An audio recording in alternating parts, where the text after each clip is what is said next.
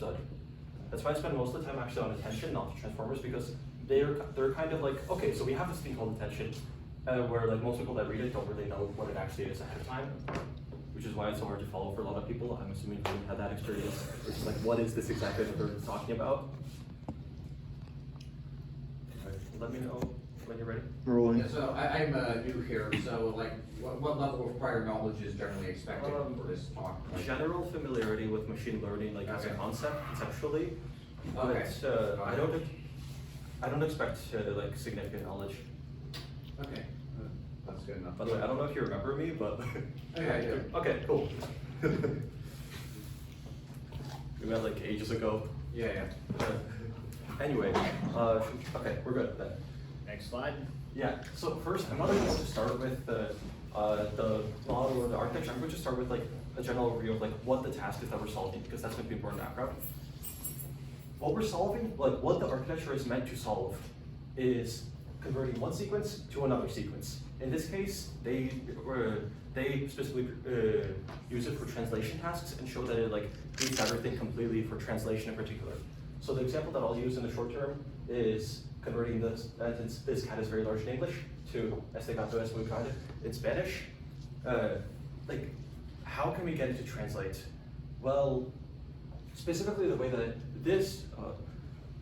the way that they do it is for every word, starting with the first word, I probably should have started with the first word, but for any particular word, given like the previous words we've already generated, we can generate the next word, and we can think about like, how are we going to translate this? Well, if we know that large is the same as grande in Spanish, and we know like all this correlation that we know that this is like a masculine noun or whatever, we as a human could fill in like the Spanish word for large right there, and we'd have like the next word generated.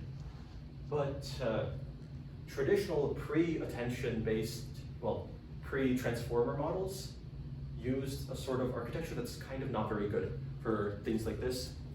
Sorry, this is poorly structured, but I'm just going to go into problems with old approaches, or with the main old approach, and like this will kind of set the foundation for what it is that's being solved.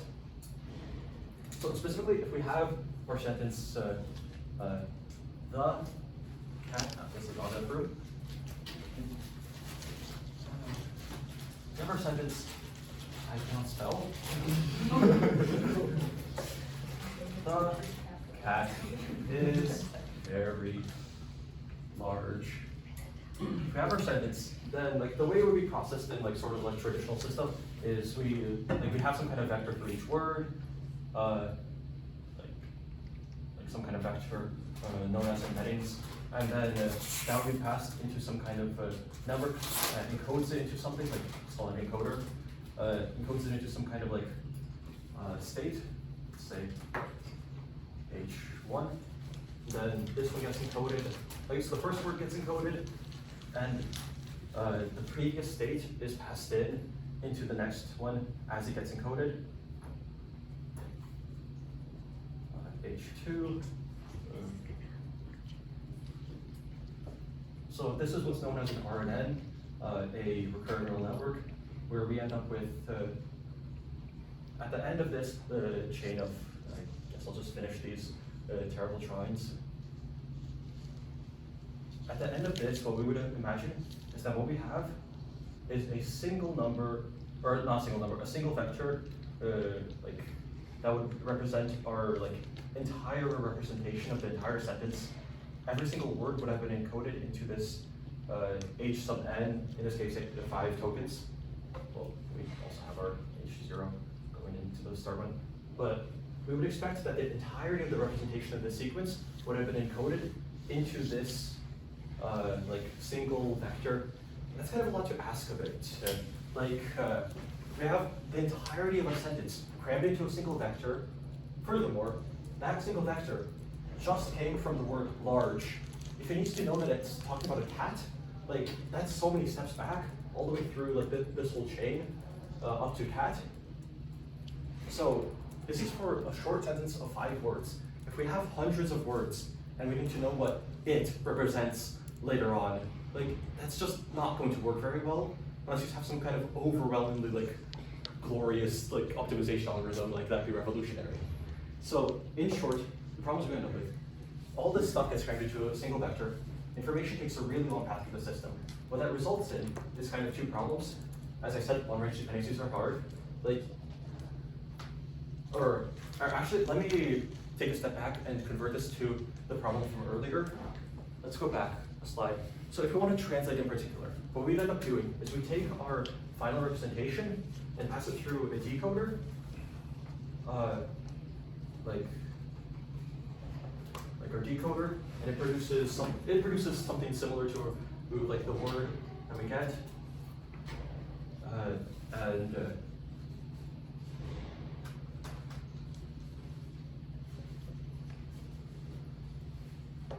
so here, I'll just draw the diagram out real quick, and then explain what the hell is happening.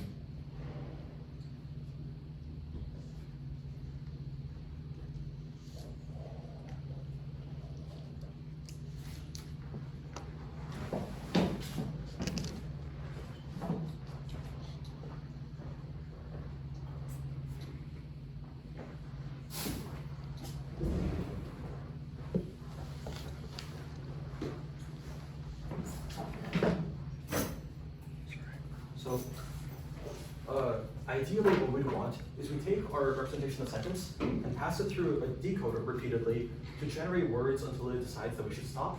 And we would hope that at the end it would generate, like when we are generating this word, we would pass in that we've already generated all these words, and we'd hope that it generates this final word.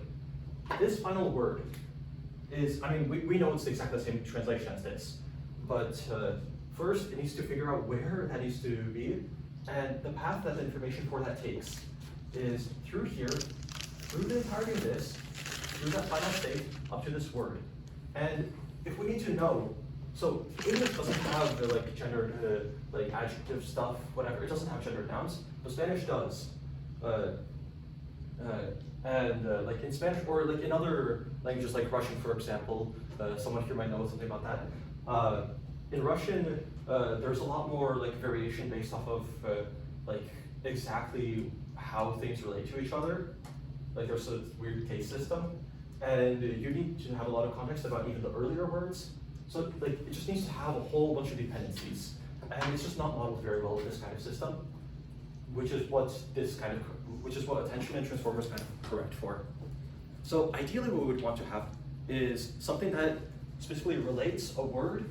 Like we kind of want to just avoid this whole weird chain where it takes like literal years, not actually, it takes like a whole lot of time for it, not time, but a whole lot of steps for it to propagate through the entire computational graph.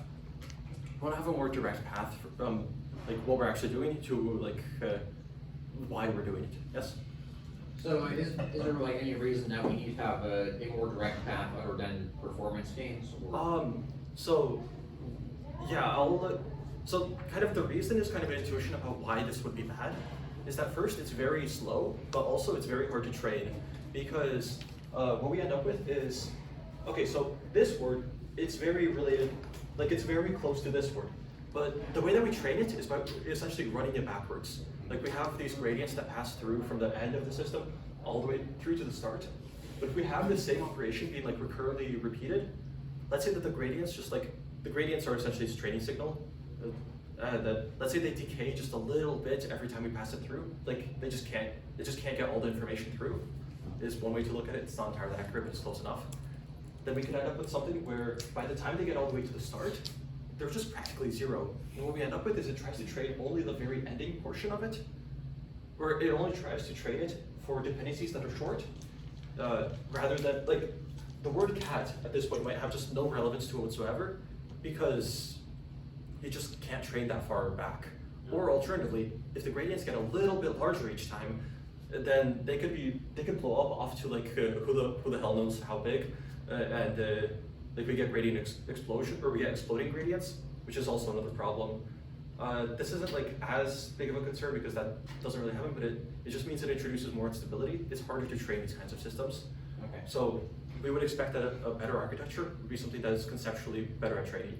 Yes? So is the reason that this is used for sequence-to-sequence translation because like this relates the previous word or unit or whatever vector to the next one?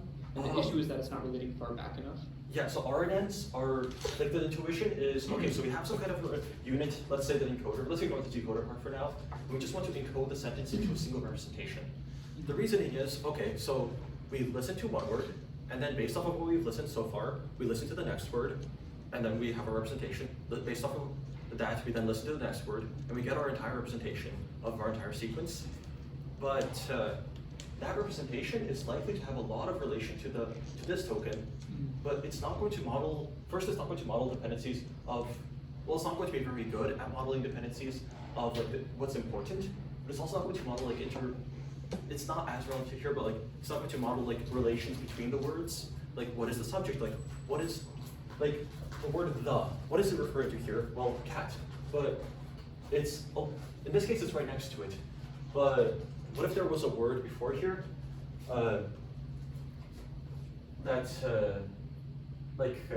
what if it was just it is very large, and we had like sentences upon sentences here before, like 15 sentences ago, we said we were talking about a cat. Figuring that out would be very difficult for this kind of system because we need to kind of store and keep track of, okay, so a cat was introduced. We need to keep in our vector that we keep passing through, we need to know that there is a cat somewhere, somehow, that we just need to know about. And if we ever see it, it refers to that cat. And given what I said earlier about how the gradients don't pass through all that well, it just seems kind of ridiculous to expect it to be able to learn those dependencies, even if it's theoretically possible. Last. Of course, this is like why I started with this. Okay. I didn't go straight into the architecture because of this. So the dimensionality of the H0, H1, H2, H3, are they all the same? So the They're just info a vector, yeah. crammed more and more. Yeah, That's if we why want to it's- have like a whole ton of information, we have to cram that one vector full of just like so much crap, and it's just unreasonable to expect that to work. That's a very hand-wavy explanation, I know, but it's kind of about right. So does this also mean that, you know, the sort of like the complexity of the sentence that can be parsed is sort of like limited by the size of the vector that we Yes, use? that's So, definitely true. so Like, we can't decode, basically what we end up with is we're able to decode small sequences, we're able to, in other words, we're able to translate small sequences like this. Like, you could definitely build an RNN that would be able to translate exactly this, and it would work quite well. People have done that, I've seen examples where, yeah, it can. But if you want to translate an entire paragraph, you're gonna have a hard time. Maybe you would have to break it up into like small sentence chunks, but then the dependencies between them get completely lost. Okay. So yeah, you're completely limited by what you're able to cram into that vector, along with every other problem that stems from having this big chain of calculations. So what we can imagine as a solution to this is where we sort of relate every word to every other word and introduce sort of a table of dependencies, but then we just have a tension. So now we'll get into that. So the paper that I'm going to kind of talk about and allude to, I'll show the paper itself at the end and a couple of graphs from it at the end. But the paper itself is attention is all you need. It's a very famous paper nowadays. It sparked this whole like chain of like, or not chain, but it sparked this whole like theme where anytime somebody thought of every time somebody had some kind of like, even like minor innovation, they just said blank is all you need. Like convolutions are all you need. Hopfield is all you need. It's like patches are all you. Or sorry, patches is all you need. They always kept the is. So it's like it also never made grammatical sense. But anyway, what it ends up doing is exactly as it says though. It just uses attention. None of this crap. It uses an attention mechanism, which is why I'll cover the attention mechanism in a moment. But it's completely free of any of this kind of stuff. Like there's no recurrence in it. If you're familiar with like standard like feed-forward neural networks, it's basically a glorified feed-forward neural network, but with the fancy operation attention as the base step, rather than just a matrix multiply as the base step. I know that's ambiguous, but don't worry about it. And the advantage of it is that it's fast and it enables really large models because they're able to model all these dependencies like well enough that the gradients pass through and make sense, that the large models are feasible to train, and it just works. So what I'll cover, I'll have this slide at the end as well, but essentially this is their kind of mediocre diagram that they have. Don't worry about it. Yeah, so kind of the core reasoning of attention is, okay, so we have we have our like input sentence, and we have an output sentence that we're in the middle of generating, and we want to relate every word with every other. Yeah, let me just kind of move this aside. We can relate. Okay, so this word should attend to this word. Well, in this case, they just attend to themselves, to their like counterpart. But this word should also probably attend to this word for like Spanish like word gender stuff, whatever. This word should also probably relate to this word to tell exactly like what kind of thing it is. This word should also probably attend to previously generated words for like grammatical context. And like every word needs to kind of pick and choose, or not the words themselves don't do this, but the model needs to kind of pick and choose how to relate every word to every other word. And it's done through a little mechanism like this, which I'll kind of explain. The mechanism itself is kind of oddly contrived, it's a whole mess, but I'll just kind of walk you through the steps of what is actually done to get this to kind of work. It'll make sense in a bit. The whiteboard will be after this slide. I'll keep this up. So we start with just the word embeddings themselves. Are you all familiar with what word embeddings are? At least someone? Yeah, okay, so it's very simple. Instead of using the word large, we just have a vector that represents that word. We just straight up have a lookup table that says, okay, if we ever see the word large, in reality, we don't feed the network the word large. It doesn't know what to do with the word large. We just feed it a vector that represents the word large. That vector is fixed, sort of. The vector itself is a trainable parameter. Well, depending on exactly how you're doing it.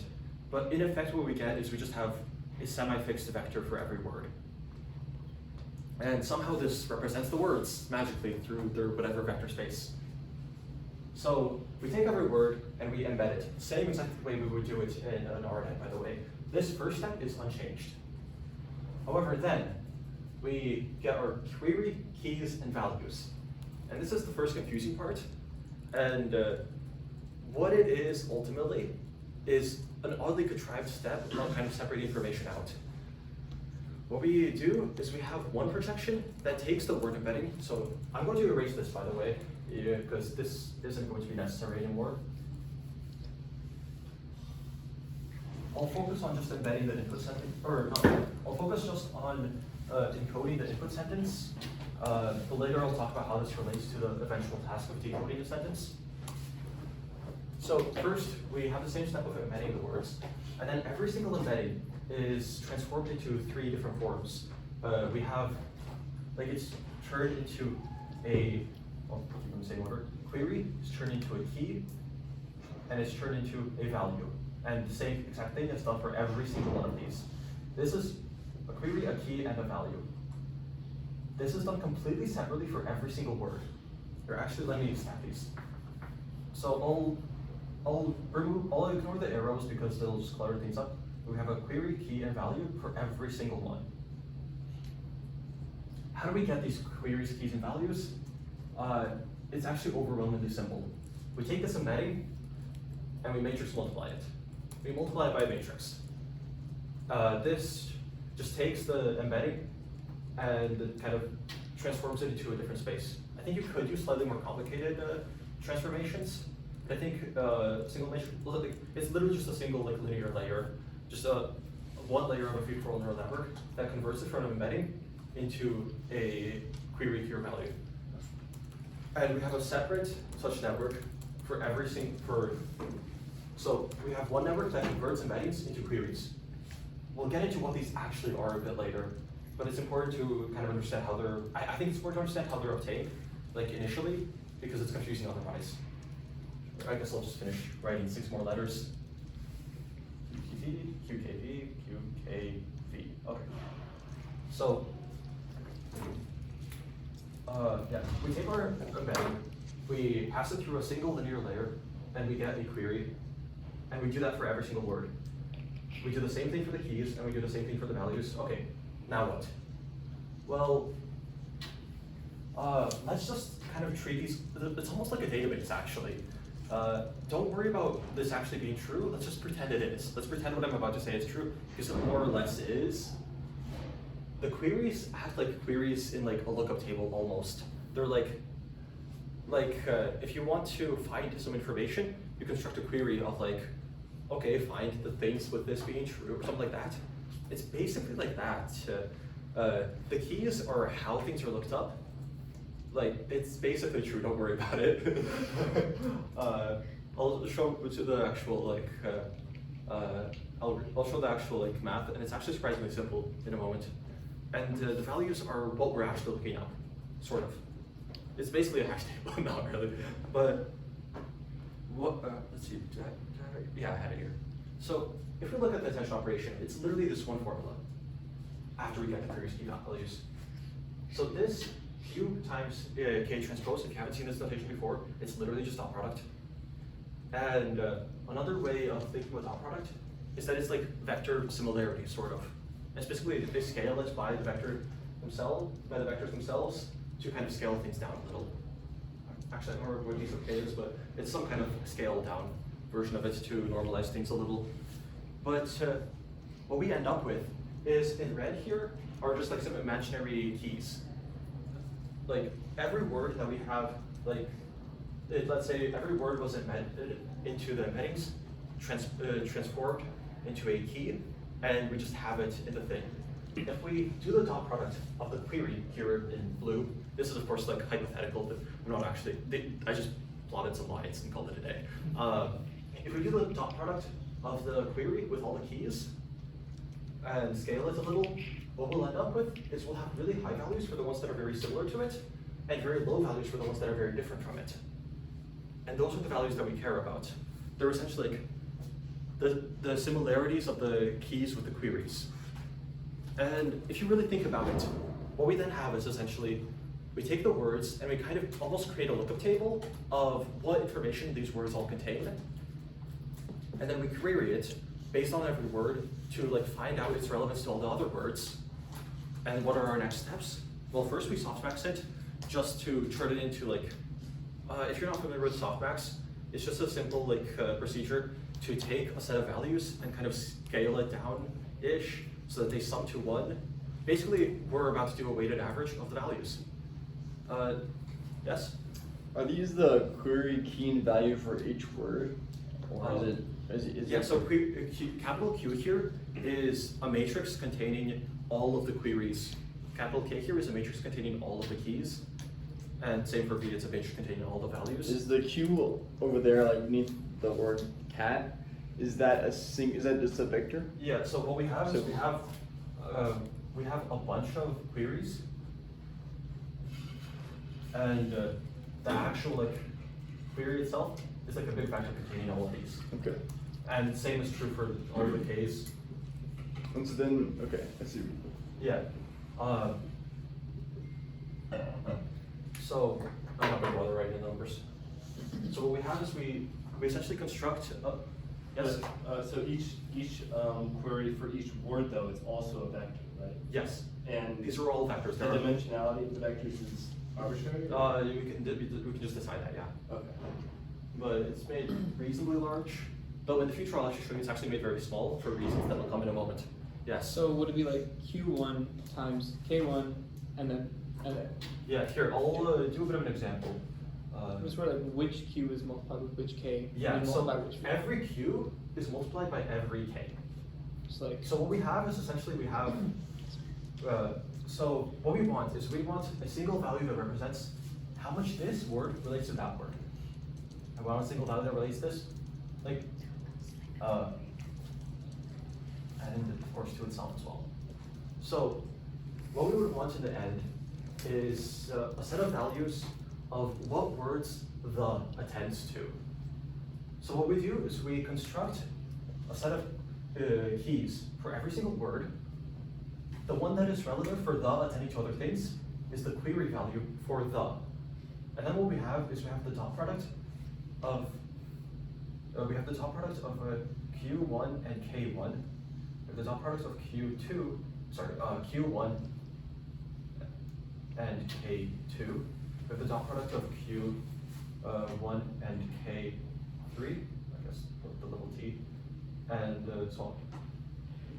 so on for the other two as well.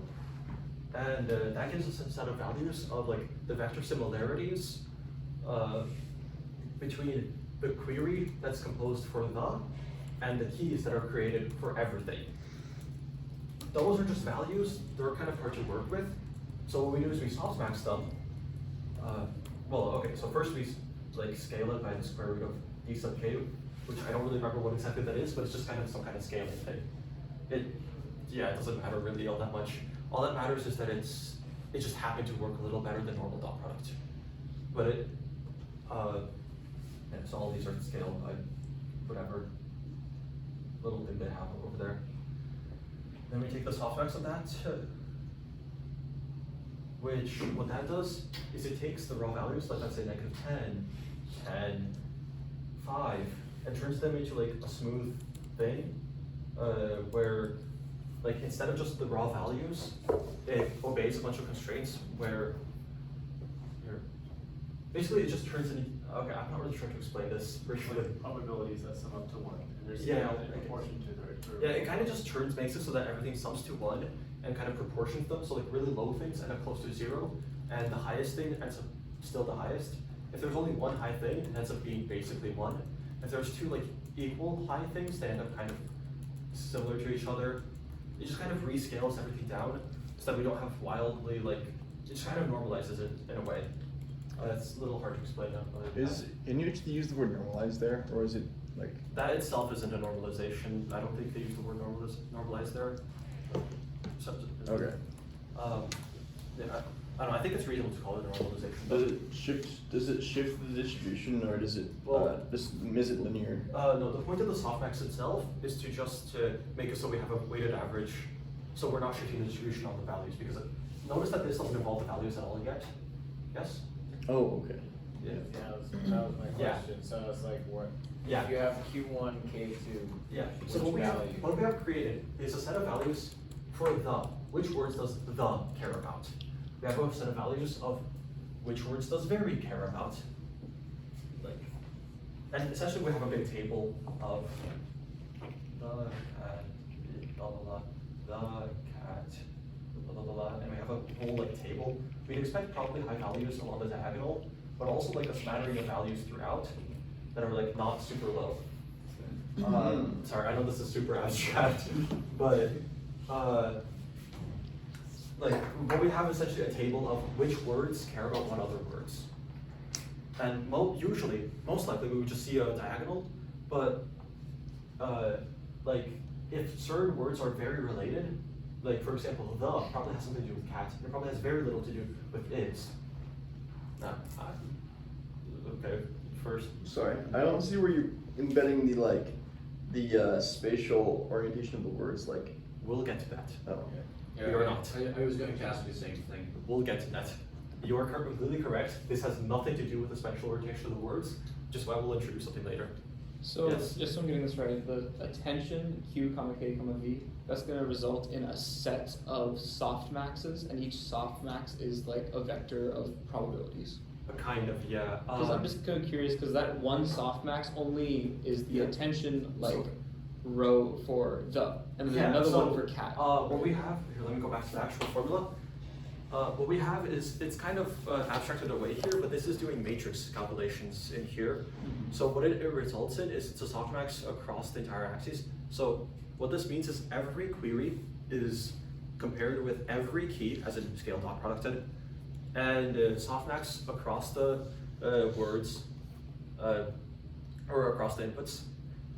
And what we end up with is, for every word, well, I've broken it up. Here, what I've done is I've broken it out into what's happening like in a per vector basis, but in reality, it's done all at once with So the one big softmax vector. is done to a whole Yeah. matrix.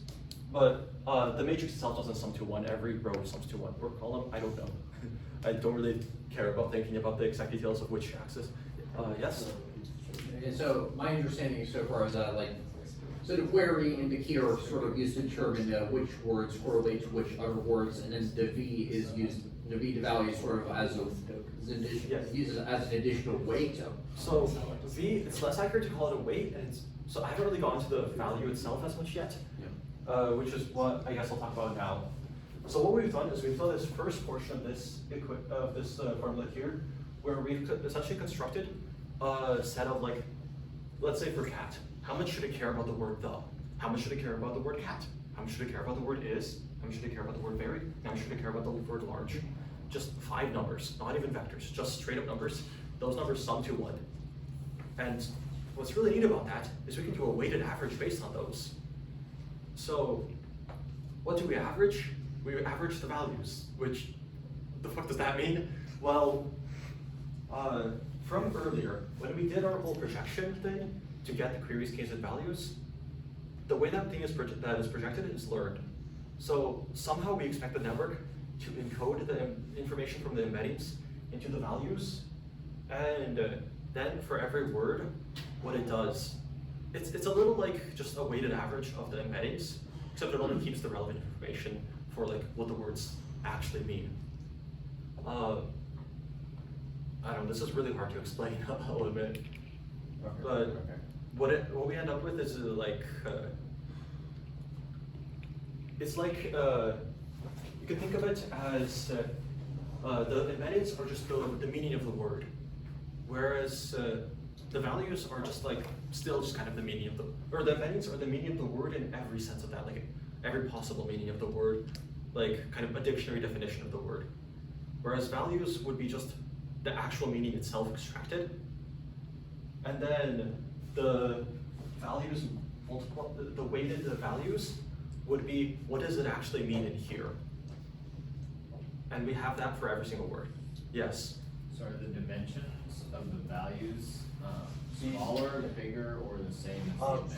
I believe in practice, the embeddings are quite a bit bigger, and the queries, keys, and values are the same dimensions. The queries and keys have to be the same dimensions because we dot product them.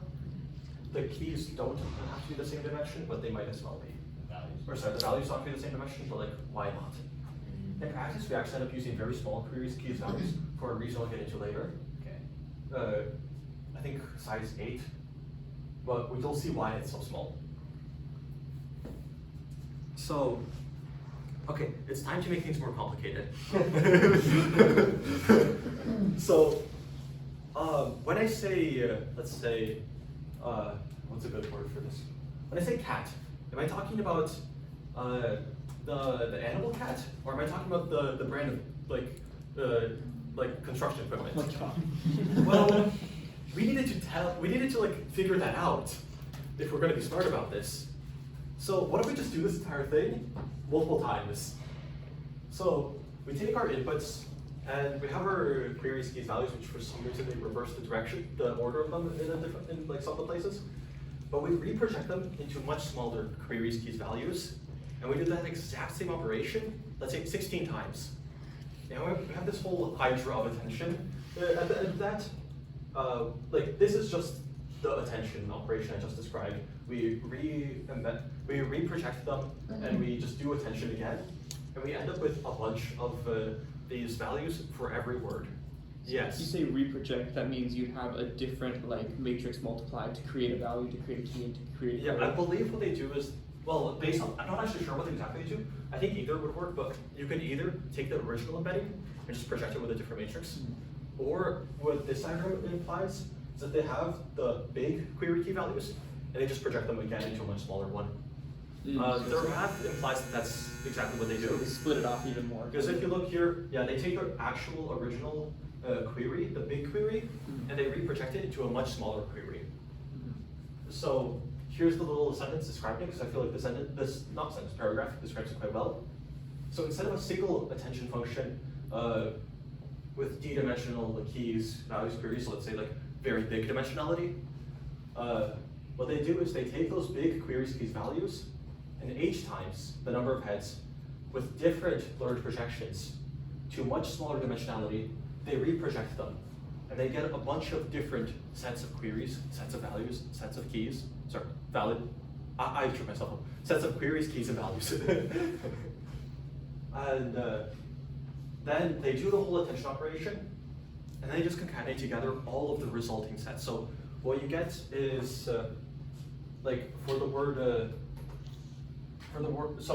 large, for every like head in the attention in the multi-headed attention, you get some representation. So let's say we end up with I don't even know what to call it, but we end up with some kind of vector. They used up all the letters. All the relevant letters are used up. Okay, let's just call it T. So we get our whole attention, our whole operation attention produces a vector T for large, which is let's call it head sub I. That seems to make sense. Or I guess in this case, head sub 5. Wait, no, that's not right. Oh yeah, it is right. Head sub 5. Head sub I. No, that's a 5, not an I. Head sub I, and it's the 5th one. So I'm gonna put a superscript 5. So the full like head, attention head, produces a single like matrix thing representing all of the attended representations of all the words attending to each other, however they decide to. But they do it in their own different interpretations. Every head has a different interpretation of how things work. So one could really care about like grammatical structure. One could really care about long-term dependencies regarding like subjects. One could just really care about like every word just attends to the next word over and make sure that they make sense. Like it's literally like, it's exactly like that. But what we would have is we would have within that head sub I, for every head, that's a matrix containing a bunch of representations of words, and we would have a representation of this like word. What we do is we take all of these representations, so we have head superscript 5 sub 1 and head superscript 5 sub 2, head superscript 5 sub 3. We take however many heads we have, and we concatenate the vectors that represent large in every head, in every attention head. And what we end up with is a single big vector that somehow represents large in the entirety. It just represents every possible mode of how it exists and yes. So this is a method for dealing with the problem of having words that mean multiple things. Yes, exactly. And not just mean multiple things, but have multiple contexts associated with them, because it kind of gets around the problem of cramming things into a single vector, because it can use different heads for different kinds of processing, which is actually exactly what the paper demonstrates in the little like set of diagrams at the end, which I'll like show. I could show that right now actually. That was slides that way. I guess I'll stick to Charles for the time being because this is probably related to your questions. Yeah. Now. So is it like having multiple kernels for the same feature almost, or similar feature? Kind of. I'd say it's even like more higher level than that. Why not? They end up having different like behaviors. But yeah. Okay. Yes. That's it. Okay. Yeah, like, so sorry, this is sort of like a bad time to ask this question, but It's fine. like how do you work with languages in which you can have, in which the writer, I guess, can create, arbitrary words? For example, sort of, I guess in German would be a good example. Yeah, that's more of a tokenization problem. You kind of assume that you can break them up ahead of time. Okay. So what you'd have to do with German, for example, is you have to find a way ahead of time to break it up. So what we could do is, let's say you don't recognize a word. One option is to just say, I don't recognize this word, replace it with a default non-recognized word. Another option would be to try and break it up to the characters and have representations of the characters themselves. But then that's a little more questionable. You could try to break it up to recognized word chunks and try to embed those, but it's a whole thing. Okay. But it does make it more difficult, but it is possible. Okay. Ideally, you just have a dictionary of all possible words, and hopefully you just don't get too many of the ones outside of the dictionary. Fair enough. You might not be able to like necessarily answer this because it might just be a consequence of like the architecture, but how is that like different parts of like English, for example, so grammar, definition, etc., are learned just from choosing a unique matrix multiplier to create the values keys? Because what separates the heads is just like what you convert, like the embedded word, like how you convert the embedded word into values keys and queries. Only thing that separates the heads, at least as far as I understand, is that. Yeah, so that's exactly right. I think it's very difficult to expect that, but I think it makes sense. So the way that I would think about that, that's something I've thought about a bit. I don't really have an answer for that, but my best guess is that it's very difficult conceptually to put all these things into the same space because they may not be correlated like properly.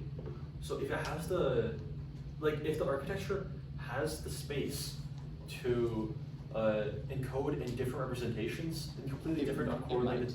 What? It might end up doing that if you give Yeah. it a space too. Is that what Yeah, you're saying? because like if we force it to put it all into one space, then it's going to have, it has to find, like, okay, so if it just happens that when this word is used like this, it's correlated with this other word being used like this or something like that. But if it doesn't need to, it's a lot simpler to learn a representation that separates out the information. And if you look at the graphs of just like attended representations in all the heads, you find that it's very different. By the way, another aspect of this is that this model does seem too simple right now. That's because it is. We have yet to make it more complicated. Solid. Yes. Is this equivalent? Is having multiple heads equivalent to just like in the cat example, placing the driving the kind of cat you drive with a different word and then encoding it differently, embedding it differently than having the kind of cat that is it animal? Yeah, and embedding it. it's Is it very equivalent? similar to like if you can tell ahead of time that like this, in this case, it's, okay, I think cat is a bad example here because there are better examples. Okay, I guess I'll stick with cat because I said earlier, I can't think on the spot of good words for this. Like multi-meaning words? Yeah, let's say fire. If we know ahead of time that we're using fire in like the flame context, or whether we're using it in that context, or in you're fired, then, or like in the context of to fire someone, then we could just separate them out and just have a straight up just different embedding for each word. As far as I know, that would be very similar to multi-head attention. Well, multi-head attention, then you wouldn't get as much use out of multi-head attention. However, what is also true is that in multi-head attention, it's able to learn different kinds of behaviors because it's able to learn generalizable behaviors rather than just simple dependencies, apparently, which kind of leads me to believe that it's able to learn different kinds of behaviors across the different kinds of heads, though that might not be entirely like as useful at that point, but still something. Like maybe if you had a very wide like breakup, if you somehow maybe like took the word and instead of breaking it up into just its like those meanings, you broke it up into like every possible meaning and even fractured those into like more meanings of like, okay, so how many people did you fire? Did you fire someone who's male or female? Did you, or how hot is the flame?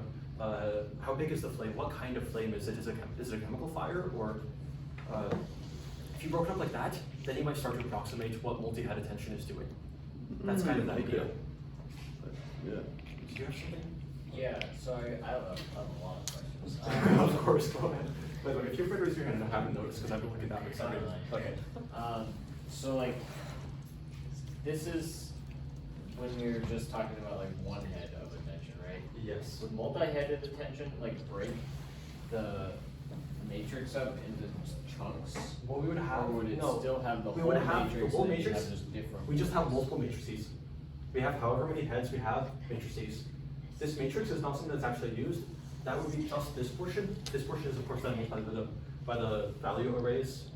So we have this times value 1 is times So value 2. you can just imagine like Yes. stacking these up and Yes. then at the end we're gonna add them all. Yeah, exactly. Like if you look there, that's exactly what it is. They're Yeah. stacked, and then you concatenate all the stacks. And at that point, you just have a single output of one vector, well, one matrix, I guess. So then how, cause like sequence to sequence is, sometimes the sequences aren't the same length. Yes. And then also like, when you're training this, like, and you go to predict, you're gonna predict on like maybe a whole book or something. You're not gonna train and have like matrices the size of a book or something like that. So I mean, are you gonna have a matrix the size of your vocabulary? you're not gonna have a matrix the size of your vocabulary, but if you run an entire book through, you will have a matrix the size of a book. That is one problem. But that's when you train, you don't predict on the data you trained on. Oh, what do you mean? Like, you predict on new data. Yeah, right? so in this case, it's used in sequence to sequence. So if I go back to the translation task, what we would have is we would have an encoding of the input, or we would have an encoding of this cat is very large, as like, okay, this gets a little complicated because there's actually some specifics in how this is done later, which I was going to get into, but I'll kind of briefly cover it now and just know that I'll talk about this a little more later. But you have the entire input encoded, and the entirety of what you've generated so far encoded, or in the case of like where you have a known answer, you give it a portion of the known output, and you tell it to predict the next word in the known output, and then you kind of grade it based on that, and They do all the backprop stuff based on that.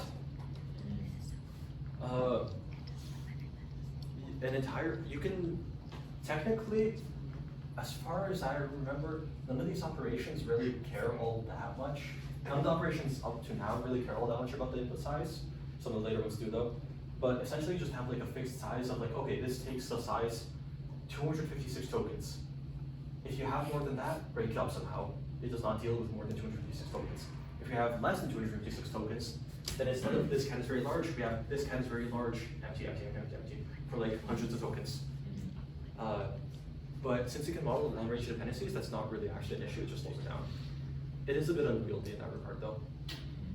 RNNs are, in my opinion, more elegant at dealing with variable length sequences, but they have their own issues as described earlier. One convenience though is that you can actually apply attention into RNNs, which is something I think would be useful for our language task, but or our language project, but that's something unrelated. Anyway, hopefully that answered your question well enough. Yeah. So, was that all good? I kind of expect this to go a little faster, but it's good that I stretched it out because I don't have 9 slides. I don't also remember when this ends. Yeah, so this goes back to that little diagram from earlier. So now you should really be able to understand what's happening here. You have the queries, keys, and values. Matrix multiply the queries and keys, scale, ignore this step, softmax, and matrix multiply. So basically, we take our queries and keys, we smush them together and swish them together until we get an answer of what we care about. And then we multiply that by the values, so what we care about ends up more prevalent in our output. And then that's just done multiple times and concatenated for more information throughput or something. So that thing on the left is equal to a purple box on the right? What is that like? Yeah, so this is the attention operation, which each of these is that operation. Okay. Yes. It's like it's like that formula. Yeah. The softmax one. Yeah. Rewritten. It is literally. It's rewritten into boxes. So it's literally that formula rewritten into boxes, and the one on the right is this formula, which there's that little image again, rewritten into boxes. Oh god. They also have a linear layer at the end of it because why not? Oh yeah, there's the WO. There's so much of linear layers stacked everywhere, it's fine.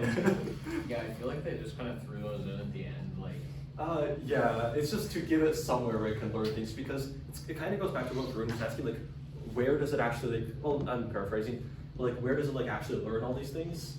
It's in the linear layers between things. That's where it learns all these transformations. What we expect is that it either, like, it somehow limits the relevant information and recombines it in some way that ends up being beneficial. It's kind of a miracle that it doesn't just try to put all the information into every vector and then just not work. But it does seem to work, and it does seem to actually exhibit desirable properties. So yeah. So there's a bit of a problem with this though. We have no idea where any word is. If we take a weighted average of the values for every word, okay, so we know how much the word cat cares about every other word. But how do we know that cat is after the? How do we know that cat is before very? How do we know like anything about that? So what we have with what I've just described is literally just a bag of words. All the positional information is completely lost. And the way it is fixed is with something that I don't really like. I feel like it's a bit of a hack, but it does work. So I guess I can't complain. And it's a positional encoding kind of thing. This is actually a lot simpler than it looks. So I should have added a different diagram here, but it's a little late. It's not biorhythms. What? Biorhythms? No. Okay. Can I encode it using sine waves? Yes, so you take the position, so there's a, basically you take the position and you just encode it into something that the network can understand. What we could do is we could just take this vector and we could just add a number right here at the end. We just say 1, 2, like we just extend the vector. Like this would be a positional encoding. Or this would not work very well because networks don't like this kind of thing. But we could just have a number at the end of the encoding, just represents where it is. And this would probably work to some degree, but not very well. Okay, let's do something a little more complicated. What if we put, at the end of every single embedding vector, we put, so we put like some kind of one encoded vector like this, where like depending on where it is in the input, only that spot is active. So for the, only the first one will be high. For is, only the third one will be high. We could do that, but then it's like, what if we want different sized inputs, and also like, we're gonna use, like let's say we have 200 inputs, we're gonna use 200 dimensions just for that garbage? Okay, let's do something a little smarter then.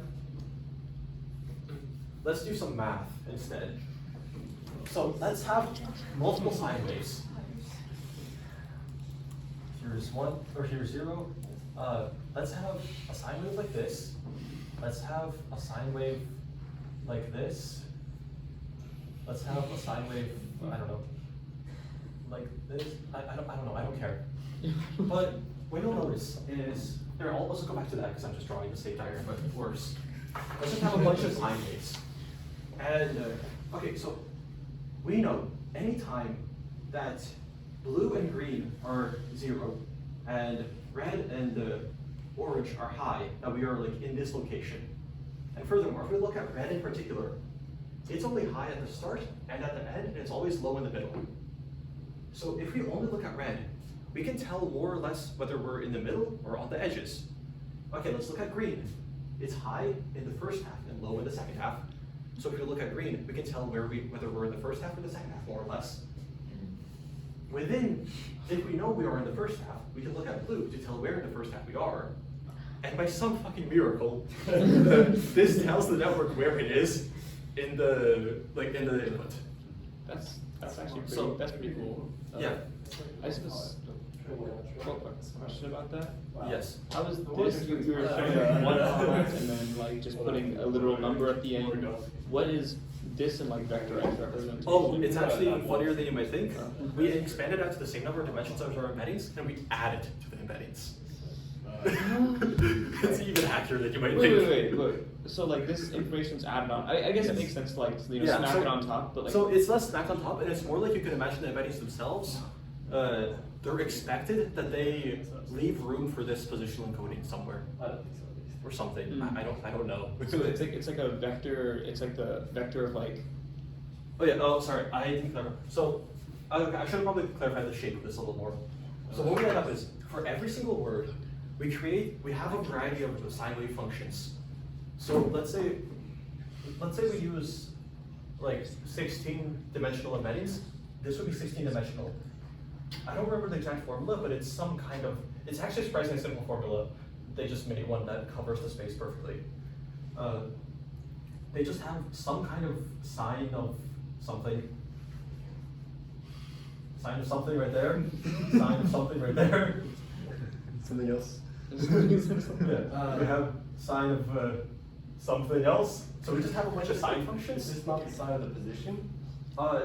It's position transformed somehow. So like position plus 2, or position times 3, or position divided by 8, or something like that. And why is it transformed? Just so they have a bunch of different sine Oh, functions. different ones. So for every index in the positional encoding, I'll probably just reference the paper. I'm sure they have it in there. I can pull it up afterwards. Is that manual set or learned? What? Is that manual set or learned? The different sine waves? Transformations, that is. Sorry, what do you mean? So, I think that's just a formula. Yeah, it's literally just a formula. So for the first word, so in this case, this would be 4-dimensional. This would be 4 dimensions in the vector. For the very first word, it would have 4 values. It would be, let's just say they're in this order. It would be 0, 1, 0, 1. And that would be the positional encoding vector for the first word. For the 20th word, we would have blue first. So like 0, -1, like 0.8 or something, 0.9 or something, and like 1/2 or something. And that would be the positional encoding for the 20th word. And by some miracle, it works. Now, there's actually like however many dimensions there are in the vectors, in the embedding vectors of these lines. There's like 64 or like 128 or something like these. Probably average 12, maybe 3,000, but probably not that high. I guess, yes? So like, two questions. So like, first of all, so we got like one font encoding doesn't work because we can have like paragraphs of different length, correct? It does work. I don't know, rather, I can't say that it works, but I don't see why it wouldn't work. In fact, it would probably work nearly as well as this. But what this does is it allows us to kind of embed it, encode it, without using any extra space, and encode it very smoothly. Because So- one-hot encoding necessitates that we have, like we don't treat them like spatial, we don't treat them on like any sort of spatial axis. We're just like, every single position is treated completely separately. Because although for us, when we have one-hot encoding, it looks like for us, 100 coding like 0, 1, 0, 0, 0. This looks very, okay, the 1 is right there, or the 1 is right there. But for the network, or for any network for that matter, you would need to learn the relationship that these are very close, or 0, 0, 0, 0. These are very far. And that's something that's not necessarily the easiest for you to learn, I guess, compared to just encoding it directly, or a little more directly with this, something like that. Yeah, also just a second question, so like why not, my second question is why not simply is just have a sort of linear function that is 0 for the first word and then 1 for the last word and then linearly interpolated for every other word? So my best guess is that that kind of loses fidelity at high, like very close together words. So because these neural networks aren't very precise with a lot of things, we would end up with something that's kind of like very hard for it to manage. So like you could imagine to have a sine function that goes from 1 here to -1 here to be basically that. But if words are very close together, it's very like kind of hard to tell the values apart for them. Okay. So we could have another value that oscillates a little more frequently for words that are a little closer together. But then for the words that are right next to each other, we probably want one that oscillates very rapidly. That can tell us whether it's an odd word or an even word. And that's why we have this. We just have an array of sine functions that give us exactly that. Then I feel like we would need more sine functions depending on how many words we had. It kind of stretches to however many words you want. Okay, so It stretches pretty well and pretty easily, actually, apparently. so it's just enough for practice. So it is enough for all practical purposes. Yeah, it just works well in practice. Like no issues there, I guess. Okay. Yes. Okay, so is 100 on this graph, is that the end of the entire sequence you want to encode, or is that just 100 words? That would be the end of the sequence you want to, or that would be the 100th word. I'm not entirely sure how that works. It'd be one of those two, and I don't think it matters too much.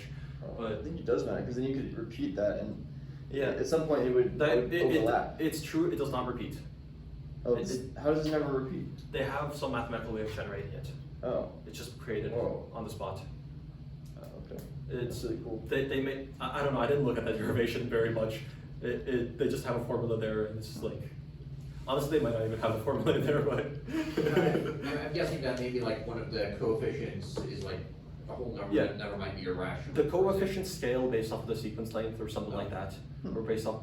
There's some requirements on the dimensionalities of things. So wait, so like so then like so then for like a paragraph of say 100 words, then if 2 sine waves can be used to indicate that the two words are like 3 words apart, then for a paragraph of length, say 400 words, then those same 2 waves would show that, well, the same inputs would show that the 2 words are 12 words apart. So like Yeah. So you probably, it's probably expected that either the function is adaptive somehow, or you probably just use it on a fixed length sequence.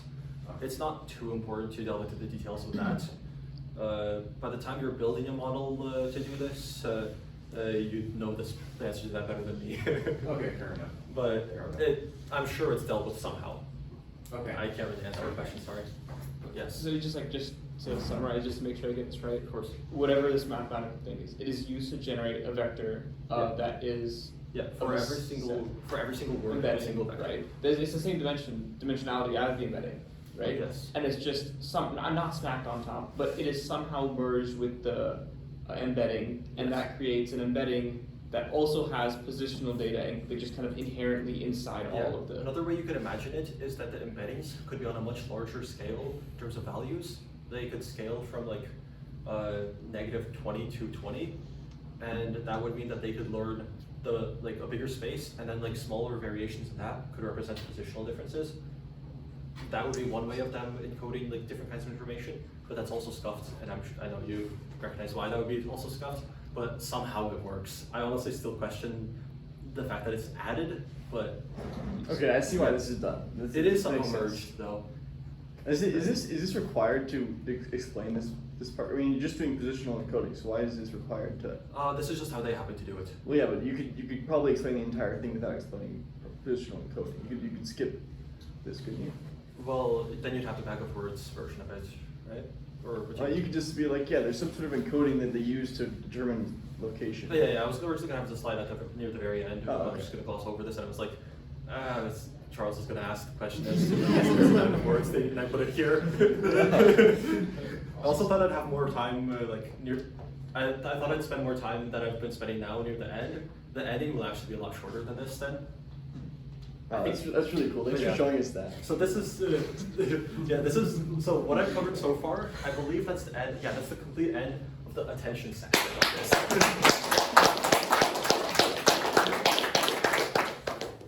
So now we will have a break. Okay, break over, let's get it. So what I did is I prepared a bit of a meme presentation in the middle of the two sections. That has nothing to do with attention or transformers. Oh, And it has like 3 different disconnected things and culminates in a terrible joke. Should I go through it? Yes. How much time does it take? Very not much time because I won't go into detail. Alright. I'll refuse questions. So, this is I'm going to talk about sorting, just computer science in general. So, how do we sort things? Well, obviously with comparisons. By the way, do we want to cut this part out of the video? No.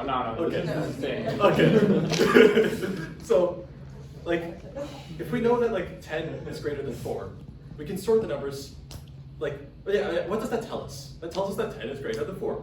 We can sort the numbers 10 and 4 into the list of like, let's say 4, 10, and we can get a sorted list of those. Then we have more numbers, and we can compare all those numbers